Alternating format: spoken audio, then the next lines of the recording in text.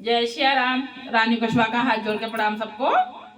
मैं आ गई आपके सामने श्री रामचरितमानस लेके अर्थ सहित, जिसमें कि हम आ गए थे 186 दोहे पर। उससे आगे अब जय श्री राम। मैं दोहे को रिपीट कर देती हूँ जिससे कि याद आ जाए हमने कहाँ छोड़ा था।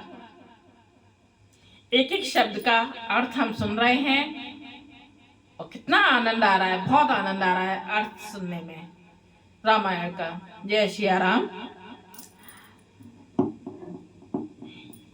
दोहे को रिपीट कर देती हूँ।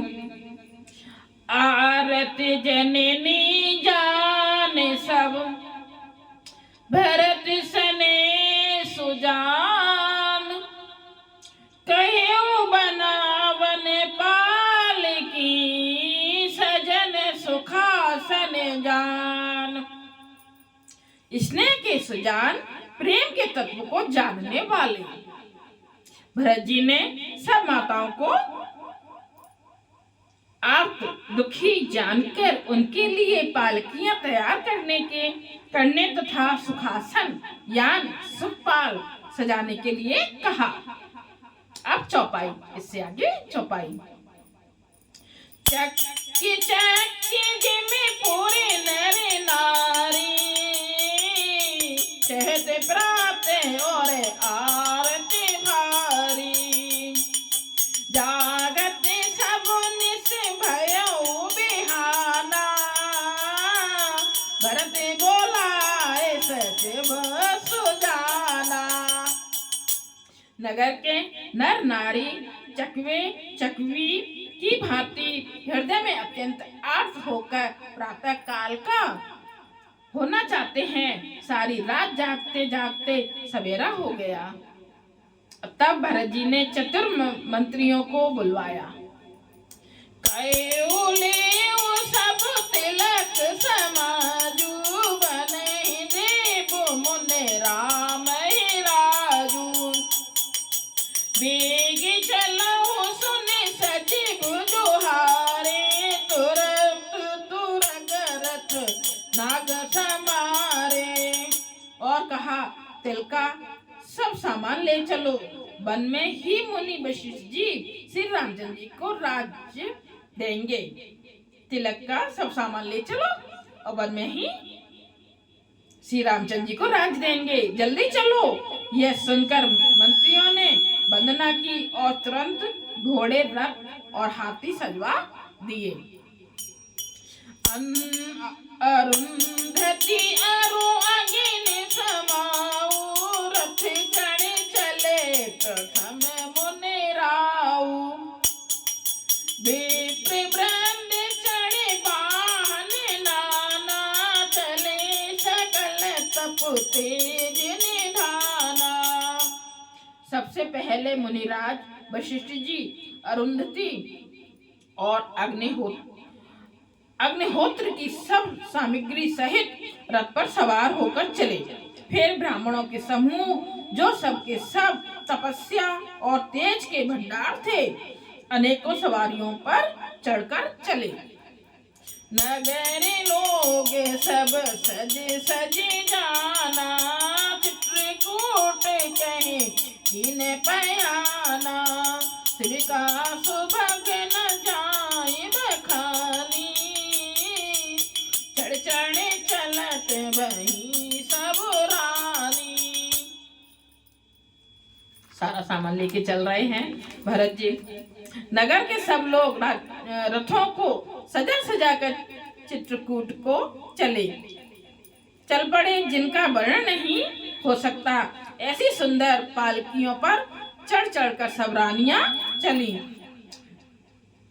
सौंपी नगर सुचि सेवकने, सादर सकल चलाई, सोमरे राम सिय चरण, तब चले भरत दो भाई।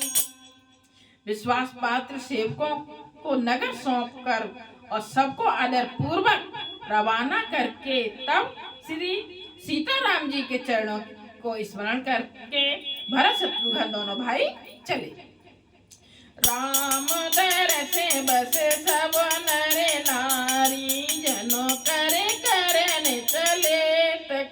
बारी, बंसिए राम समुझे मन माही, सानुज भरत पया देहि जाहि।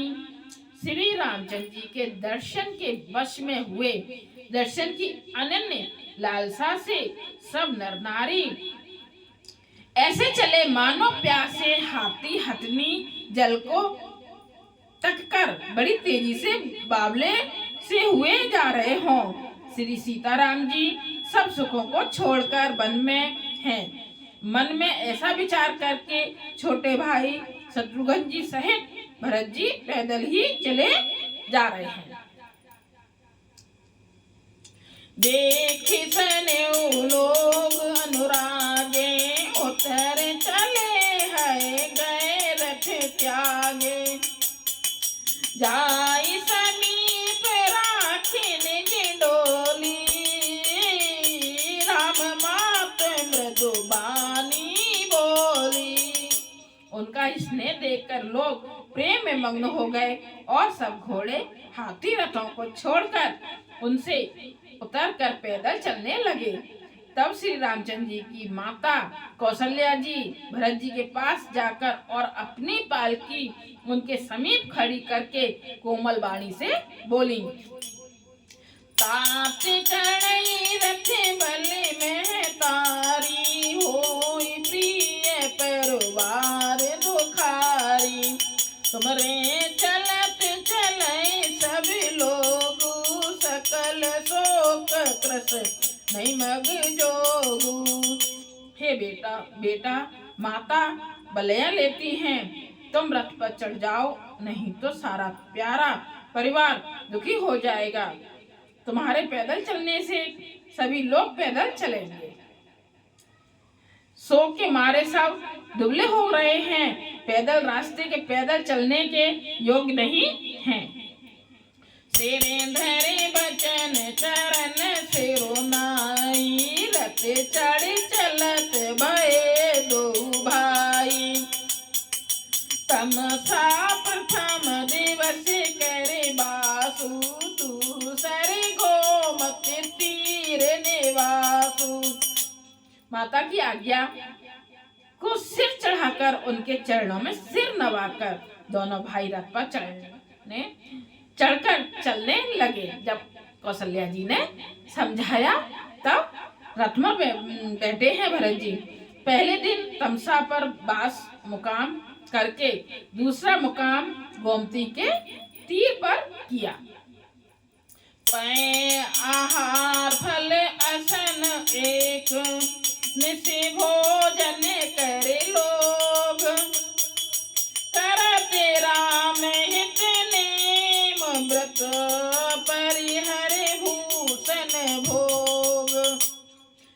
कोई दूध ही पीते, कोई फलार करते और कुछ लोग रात को एक ही बार भोजन करते हैं। भूषण और भोग विलास को छोड़कर सब लोग श्री रामचंद्र जी के लिए नियम और व्रत करते हैं। जय सिया राम। अब हम आ गए हैं 178 दोहे पर, इससे आगे कल। जय सिया राम।